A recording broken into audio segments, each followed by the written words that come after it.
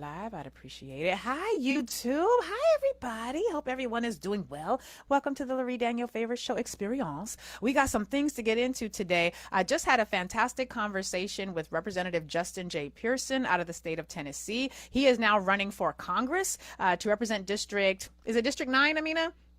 Yes, District 9. Right now, he's representing District 86. Thank you for that. He is running to represent District 9 in Congress. So I want to encourage all of you to visit his website. And just let me get this real quick because I think y'all should know this website. It's votejustinj.com, votejustinj.com. That brother is really trying to do some things in some very powerful, powerful ways. And so I'm hopeful that we, the people, will be able to support the folks who are going into office to represent us. We got a lot to talk about today. And the conversation, Jonah, please get the finger ready, because we may have to, I don't know what the trolling situation in the YouTube chat's going to be like today, because I got some things I want to talk about that are a little sensitive. And so I want to sort of plant let's set the scene.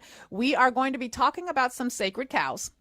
Right. And by sacred cows, I mean things that we often kind of shy away from because it's complicated. It's like, I don't really want to have that conversation. It's very complicated. These are things I feel passionately about. And this is requiring me to sort of explore some things that I may not want to explore.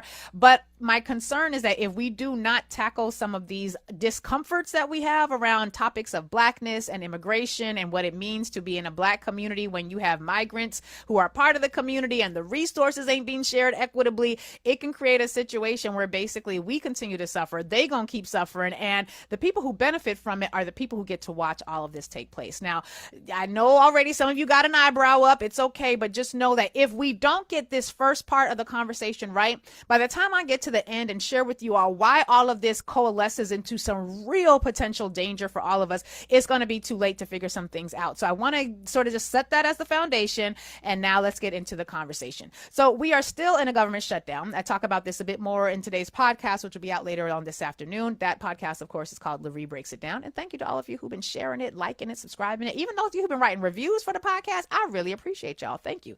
But even though the government is shut down, just know that you also do need to pay your taxes. If you owe taxes and you got an extension from April 15th, tomorrow is the deadline, baby, because what will happen is that they will come for you. I'm just saying, it might take them a while because they shut down right now, but they will come for you. Just wanted to get that out there for those of you who are paying attention. You guys may recall that on this show, I have at times played a clip from a brother by the name of Vic Mensa. He is an artist of a variety of genres. He does some really amazing good work, and he talks extensively about this situation that happened in Chicago. You guys may recall the situation I'm talking about. This was a situation where basically we had black people who was living in an apartment complex, and then what had happened was Latinos who were also in the apartment complex. I shouldn't even say Latinos because I honestly don't know their racial background or their cultural ethnic background, because again, Latino's not a race. But there were people who were of the migrant community class who were living in this apartment building alongside black neighbors. And we talked before about what happened, the Black Hawk helicopters. You had hundreds of officers rappelling down the building. People was taking out their trash and found themselves in the back of a truck locked up. It was on some slave shit. Like, you can't convince me it was not some slave shit. But I want you all to take a listen to Vic Mensa, who describes this situation in real time and makes some very important connections to things we may have forgotten happened recently, but are very much a part of what I'm considering a Republican long play at basically not just destroying our black economy, not just destroying the migrant economy, but essentially just funneling as many of us into the private prison spaces as they possibly can and get away with it. Take a listen to this video clip. This is Vic Mensa talking about his understanding of what happened, and he is from Chicago. That's where he at. I don't know if he's from Chicago, but I know that's where he at. I think that's he claims Chicago. And if he don't, y'all lovingly tell me so in the chat. I don't want to be misrepresenting folks, but take a listen to this clip. This is Vic Mensa talking about what he saw when he was at this, hold on, let me get it rewound. What he saw when he was at this apartment building. Take a listen. I visited the apartment building that ICE raided in Chicago. They was on some Nazi shit. They were marking people homes who they were going to target. That's something I've seen in another police state that I've visited personally, which I won't say, but it rhymes with Calvin Klein. I'm going to tell you why this is just an extension of the Civil War late-stage Confederacy lost cause narrative. In 2023, Texas Governor Greg Abbott literally sent these Venezuelan immigrants to Chicago on a bus in the middle of the fucking winter. We were giving them food and clothing because they showed up in flip-flops and t-shirts. 2 years later, Texas National Guard is in Chicago with ICE to capture the Venezuelan immigrants that they already had because they sent them here. And they're using that as an opportunity to attack black people and democratic cities in general. That's like robbing a motherfucker and helping them find what you stole. Or better yet, police planting drugs on a to arrest him. Like sprinkle some PCP on that. Now I see a lot of you motherfuckers still drinking the Kool-Aid of racial division. Oh, it was just Venezuelan gang members. It's us versus them. Don't take my word for it. Listen to the black victims of the Chicago ICE raids in their own words. They was bringing the kids out too, had them zip tied to each other. It was scary because I've never had a gun put in my face. All right, look, let's go back to the Civil War because that's what this is. Civil War was a scheme of economic opportunism dressed up in the guise of an ideological culture war. Slave owners wanted to keep their free labor, so they made it about Southern values, racism, but it's about money for real. Right now, the same motherfuckers building, owning, and operating the ICE detention centers own the American private prisons, Core Civic and Geo Group.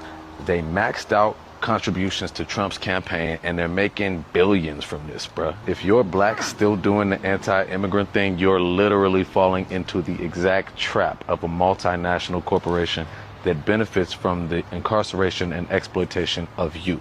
They would be happy to welcome you into one of their facilities. One of the most heartbreaking things to me about the experience was seeing that the inhumane, run-down building that ICE raided in South Shore, Chicago, had schools on both sides of it. There were kids outside with book bags when I went there. And that's what these kids are being taught, is that they're criminals in the eyes of their government. This ain't no motherfucking time to be ignorant drinking the Kool-Aid, man. Be informed. Because these think you sweet. They think you sweet and they think you simple. So I want to break this down a little bit. I mean, the brother broke it down perfectly well. I just want to talk about the fact that he references how this is another example of economic opportunism disguised as a culture war, right? And he talks about the end of the Civil War, because at the end of the Civil War, white Americans were still addicted to free labor, slave labor. And so that's why the 13th Amendment was so important, because the 13th Amendment, prior to that existing, you were not going to jail. You were not, you weren't losing your vote because of, well, if you had the right to vote, you weren't, which meant you were white and wealthy, whatever. But you weren't going to be losing the right to vote because you were incarcerated. You were also not going to be forced to engage in prison labor if you were incarcerated. That didn't happen until after the Civil War, when they needed a 13th Amendment that was going to allow white planters and white wealthy people to still have access to a slave labor class, because the last thing they were going to do is now pay poor white people. You think the poor white people who they had convinced ever since the 1600s to support a free labor system, you actually think these wealthy whites were going to give money to the poor whites to do work? No, they wanted free labor, because that's what the whole slavery situation was. I remember when Lyndon B. Johnson, white president, who himself grew up very, very poor, when he said, if you can convince the lowest white man that he's better than the best colored man, you won't have to convince him to let you pick his pockets. Hell, he'll bend over and let you take it for him. I mean, that's a bit of a paraphrase, but Lyndon B. Johnson grew up very poor and very white. And so he understood the psychology of race, and how race was basically a trick that wealthy white people used to convince poor white people to support a free labor class, even though poor white people needed them jobs, needed wages from them jobs, but at least they were convinced you're not going to be black. And if you're not going to be black, it doesn't matter if you're poor, because you're not black. And that's a value in and of itself in a white nationalist society. So when Vic Mensa says that this is an economic opportunism moment cosplaying as a culture war, it's not quite a direct quote, but that's basically what he's saying. What he's talking about, the fact is that there is, at currently now, the way we can see clearly that poor white people have been tricked to believe in this stupid thing called race and racism, so that they will now force their wealthy white people to actually pay them a living wage, and they will basically participate in destroying their own personal economy at the altar of whiteness. That same sort of trickery is also being played as against black people and migrants. Now, I know some of y'all's already irritated and irked that I'm having this conversation. I know this because I see your comments on my social media pages whenever I have these conversations. I just want you to give me a little grace and stick with me for a minute, because if you stick to the end, you're going to realize just how important these points actually are. So what he's talking about there, he mentions private prisons, and he mentions private prisons needing bodies, because again, that 13th Amendment says once you have been convicted of a crime, you can be forced to do slave labor in a prison, whether that's a state-owned prison, a federal-owned prison, or a privately owned prison. And as you'll hear in the podcast, we play a clip actually where Vice President J.D. Vance, doing his best smoky eye imitation, he and George Stephanopoulos are having a conversation about some real concerning allegations related to private prisons who are currently running ICE and detention facilities in the country right now. This is a conversation, one of many that J.D. Vance had over the weekend, where he showed his entire uneducated ass on every one of the Sunday shows. But basically, George Stephanopoulos is asking J.D. Vance, hey, so is it true that Tom Homan, who's the White House border czar, whatever happened with that investigation into the fact that he was seen and recorded on FBI video, basically taking $50,000 in cash to grease the wheels and make it easier for private prisons to get in front of the Trump administration so that they could get the contracts necessary in order to profit to the tune of billions as a result of everything that's happening with these ICE lockups. Now, J.D. Vance tries to dance around it. He twirls around it. He pirouettes around it. He never directly answers the question. And George Stephanopoulos, in a rare form of journalism, and I say rare because journalists have not been journalism lately, but in a rare outbreak of journalism, I don't know how he caught it. I mean, he's a journalist from what I understand. But he was like, basically, did he take the money or not? What happened to the investigation? The reason we don't know what happened to the investigation was because when Donald Trump came into office, they shut that investigation down. Remember, Tom Homan, White House border czar, wasn't caught by like Lurie Daniel Favors in an elevator talking about he wanted to take $50,000 to basically make it easier for private prisons to get an audience in front of the president. He was caught by the FBI, who recorded him saying these things on tape, and that investigation was shut down. The conversation between George Stephanopoulos and J.D. Vance basically ends up with J.D. Vance getting his ass handed to him and getting embarrassed as he tried to act like George ain't, it wasn't worth a dime. So that was a cute little conversation. But the fact of the matter is, we have someone who is in charge of the White House border czarring, or whatever that is, and who is directly related to an investigation where he was taking $50,000 in cash to make it easier for Geo Group and these other organizations that own private prisons to get all of these contracts to basically house people. Now, Vic Mensa also talks about an article that he put out in the New York Times, and that article is called "Trump is Pitting Us Against One Another in Chicago." And I go into the article in much more detail in the podcast, so if you're interested in that conversation, that will be out later today. But he talks about the fact that there's something really sinister that is being played here, because you heard in that video where he said that ICE came to Chicago to get the very immigrants that Greg Abbott and governor, who was the governor of Texas, and Governor Ron DeSantis, who was the governor of Florida, they knew where the migrants were because they sent them there 2 years ago. Now, I know a lot of us have some concerns, and we got people in our family who don't really like the whole idea of people being in the country illegally, although every white person here should be really that illegals doing a whole lot of heavy lifting. I'm just saying, white America, I'm just saying. But basically, remember how we used to have honest dialogue, or more honest dialogue, and last summer there was this whole legislation bill. There was a bill that the Republicans were able to negotiate that basically had the Democrats giving them everything. They got more money for the border. They got billions of dollars to secure the border, for agents, for machines, for drones, for all the things. They were going to have like 1,500 additional judges added to the immigration courts so that the cases were being processed more quickly. Because the challenge is that when you cross into a border, like many of the Venezuelan migrants who are now in Chicago did, they cross into a border to seek asylum. When you cross over a border to seek asylum, you are in the country where you're seeking asylum. You're in there legally, because that's how asylum laws work. And this piece of legislation that the Republicans were able to force the Democrats to agree to, which quite frankly I thought was way ridiculous. I thought it was giving way too much power to the Republicans in this moment. They were all about to vote for it, a bill that was going to resolve a lot of some of these issues that people are facing when it comes to immigration right now. But what had happened was y'all's president got on the phone and called the Republican leadership and said, kill the bill. You ain't got to take that from me. Mitch McConnell and the rest of them already told us that that's what's happening. So when Donald Trump picks up the phone and says, kill the bill, he did it because he wanted immigration to be an issue he could run on. And so they killed the bill. And so those migrants who have been basically in a white nationalist purgatory are in Chicago coexisting alongside black people, primarily because white Americans in Chicago are way too organized to allow migrants to be housed in their communities. Heavens to mercy. We're white. Why would we do that? Go with the blacks. They're the ones who are least politically empowered. And that's basically what happened. Not just in Chicago. We saw it happening in New York City, where you had the most already burdened black communities now being the locations that were going to absorb migrant communities that were bringing a lot of additional burdens, in addition to trauma, fleeing all sorts of warfare, civil war. Much of the civil war we as Americans are responsible for, because America stay dabbling in Latin America business. But the reality is, Vic talks about in this article some of the very real tensions that we would be foolish to ignore. And he talks about the fact in the article, he says, quote, many people in Chicago assume the targets of these sorts of actions, talking talking about that Black Hawk helicopter situation, assumed the targets of these actions would be limited to immigrants, some of whom were, according to Trump and administrative officials, engaged in criminal activity. Remember, that's what they said. They was going to focus on the hardened gangsters. They was going to focus on the criminals. Funny how that ain't really happening in a significant portion. Almost like 7 out of 10 of the people who are being arrested ain't got no criminal record. But that's a story for another day. He goes on to say, quote, but the effects rained down on Black citizens who were caught up in the raid too. Some Black Chicagoans expressed indignation and disbelief at seeing us be brutalized by Trump's deployments, with one young brother exclaiming as he watched federal agents appear to choke a Black man on the street, y'all supposed to be choking Mexicans.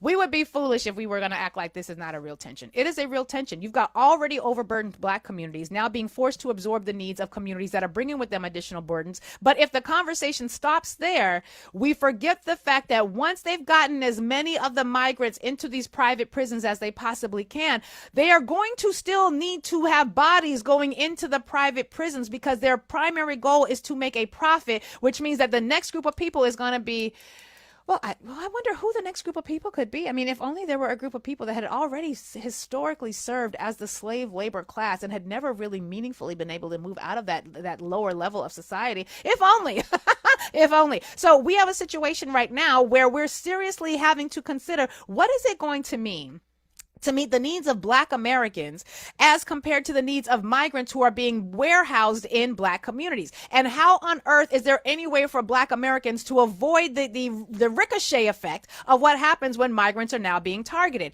He goes on to talk about the fact that he has a friend who he was welcoming home from prison, he being Vic Mensa in this article. He's like, I got a homie who was coming home from prison and I thought he was going to have all sorts of programs available to him. But unfortunately, the resources had been drained because those programs were now going to the migrants. And so this is not to suggest that, we should just ignore the fact that our community's needs aren't being met. But the reality is right now, if that's where the conversation ends, then this next part is going to be pretty horrific. And he asks us all, the question is, how will Chicago's residents respond? The protest started small, but as the stakes of the federal incursion ramp up with Trump ordering the Department of Homeland Security agents in and attempting to deploy the National Guard, the crowds have gotten bigger and the mood more defiant. And he talks about his character in The Chi, where he plays his young brother named Jamal, who gets shot in an attack that was really meant for somebody else. And Jamal got to wrestle with the tension behind, do I seek vengeance or do I let it go? How do I continue to live in this community? I just got shot. What the hell? And he talks about the fact that he had to contemplate the very enormous weight of forgiveness and restraint. And he says, quote, I contemplated the enormous weight of forgiveness and restraint. I sat in silence with Jamal's gnawing, burning urge for revenge. And I thought of the damage and destruction it would do to his family, his younger sister, and ultimately for the greater good of himself and his loved ones. My character decided against it. He references that, yes, that's fiction, but he's asking that the people of Chicago consider perhaps that in our response, quote, the damage that can be done to ourselves, we as Black people, through a lack of organization, unity, and intention in our action. He says, if anything positive is to come from this moment, I hope it can be a reminder that we must stand up for the human rights of everyone if we expect to have those rights ourselves. Now, some of you hear that and you think, well, why we got to care about it? We ain't caused this problem. Why it's got to be on us?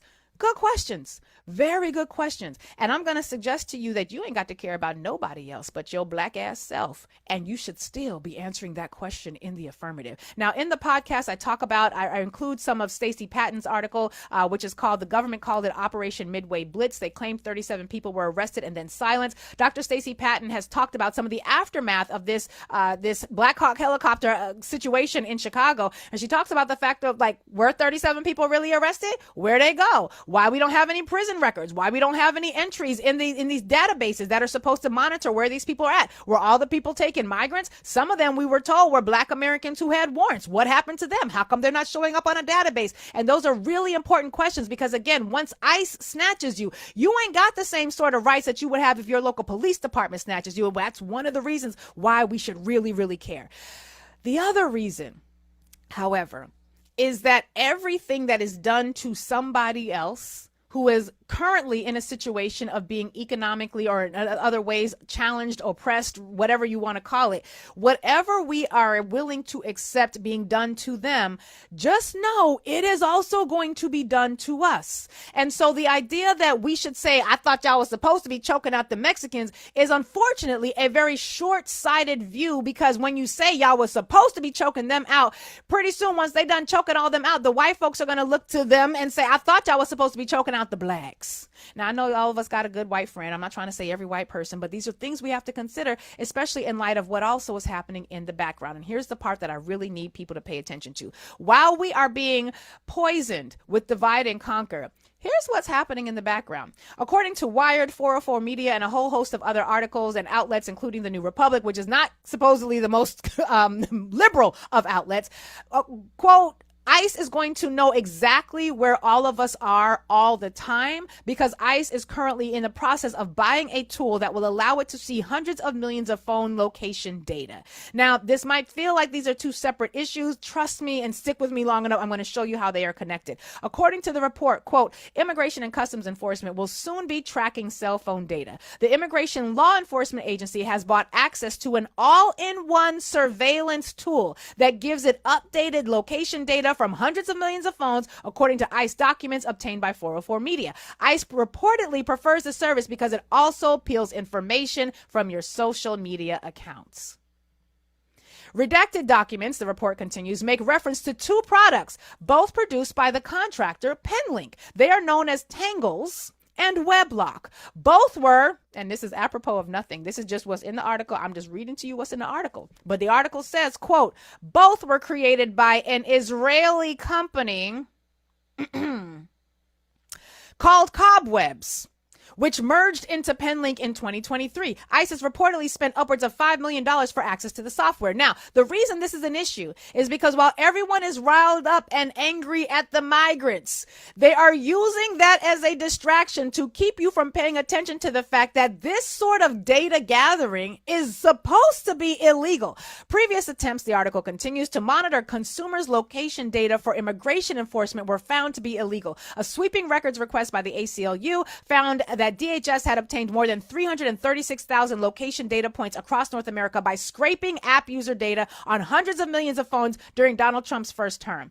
According to Senator Ron Wyden, every American should be concerned that Trump's hand-picked security force is once again buying and using location data without a warrant. And this investment decision was basically something that was spearheaded by research that took place earlier this year by ICE's Homeland Security Investigations, HSI, the same entity that has been spearheading the battle for Los Angeles and the battle for DC and the battle for Chicago, now the battle for Tennessee, because they in Tennessee too, which we learned through our conversation with Representative Justin Pearson. According to the reports, even though this sort of data gathering is illegal, so many of us are focused on the wrong thing that we're not looking at the fact that they're using our animus against immigrants to allow us to excuse these sorts of things to the extent we're even paying attention to it. Now, this really matters because this weekend, it's a whole lot of y'all, not me. I am not going. But y'all, a lot of y'all, not even y'all listening to YouTube right now, some of the other y'alls are planning this weekend to engage in a big protest called the No Kings protest. And I'm proud of you. I think that's good. I think white Americans, you owe that at least to the country. I think all of the rest of you who are part of the non-voting community or people who voted for somebody else because of whatever reason, you should be out there. You should be on the front lines from now until forever because this is your fault. All of this is your fault. But we're in a situation right now where if this sort of technology is in place and they're already using the co-location of migrants and black people to sweep all of us up into the ICE immigration database, where again you do not have the same sets of rights that you have in a criminal database. Because if you are an American housed in a detention facility, you better hope somebody in that facility hears you when you say, no, I'm really a citizen, and like they believe you and you still have your paperwork to prove it. Otherwise, you could spend weeks, if not months, locked up as an American, because that's what we allow to happen to migrants anyway. But this weekend, when y'all go to these protests, and I got to be honest with y'all, I'm glad y'all going to the protests, but again, protests without some sort of economic sustainable action thereafter is sort of meaningless to me. And I shouldn't say meaningless. It is important. It's a good thing to do, but y'all going to have to do more than that. But I want you to pay attention to this video. And Amina, this isn't the video that's talking about the economic impacts of protests. Although I do just want to say there is a video that you're going to hear in the podcast that talks about how the forms of resistance that we think about are being the most effective often aren't. Like a lot of times people think I got to pick up arms and pick up. Well, I know we have it. I just don't think we have enough time. Because do we have time? Can we play both of those? All right. Okay. Here we go. Amina said we got time, so we got time today. All right. Well, she said we ain't got a whole lot of time, but we got a little bit of time. And now YouTube just heard our whole conversation. All right. I want you all to take a listen to this clip. This is a conversation that's talking about the forms of resistance that are effective. And in light of what we're talking about today, I need us to really put our energy into forms of resistance that are effective, because when we do that, we are way more likely to win the day in ways that are going to be very, very helpful. So take a listen to this video clip. Let me hit it again. Amina, let's hear it now. What would you recommend that citizens start doing and encouraging their elected leaders to do to stop this dangerous democratic backsliding that could lead, in your experience, to a civil war, given the indicators we're showing? The main point I want to make is that citizens are much more powerful than they think they are. There's over 330 million of us. And if we just, in our own separate individual ways, simply just started silently and peacefully resisting, not voluntarily complying when we're told to do something that's illegal. Protest is the greatest tool. There is a fabulous book written by Erica Chenoweth and Maria Stefan about the effectiveness of peaceful resistance. And they show that peaceful protest and peaceful forms of resistance, like strikes and boycotts and all sorts of little things that people can do, are significantly more effective than any form of violence. And that in a majority of the cases, if at least 3% of the population and a broad section of the population had sustained peaceful resistance, that in the vast majority of cases, the government eventually gives in to their demands or leaves power. So protests are really effective.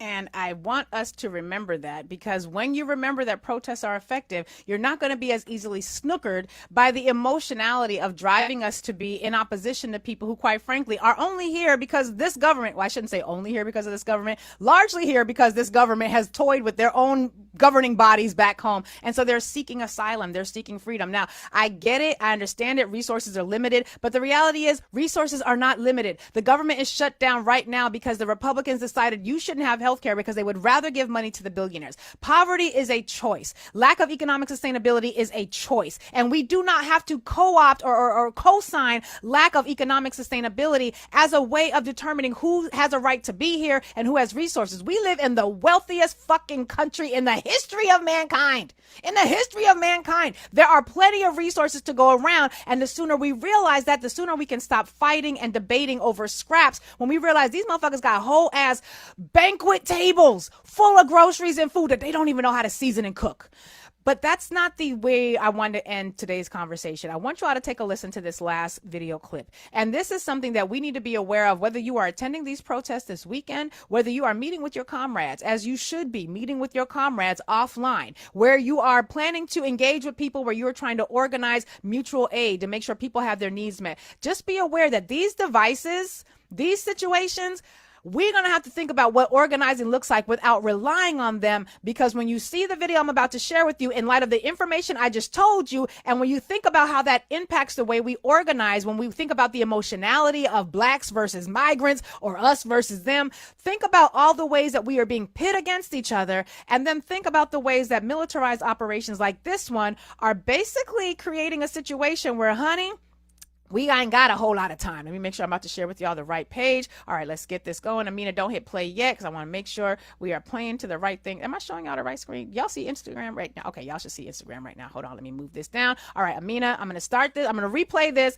And if you could please hit that play button so that people can hear it as soon as it shows up on my screen, because why do I have so many windows open? Jesus. Okay, go.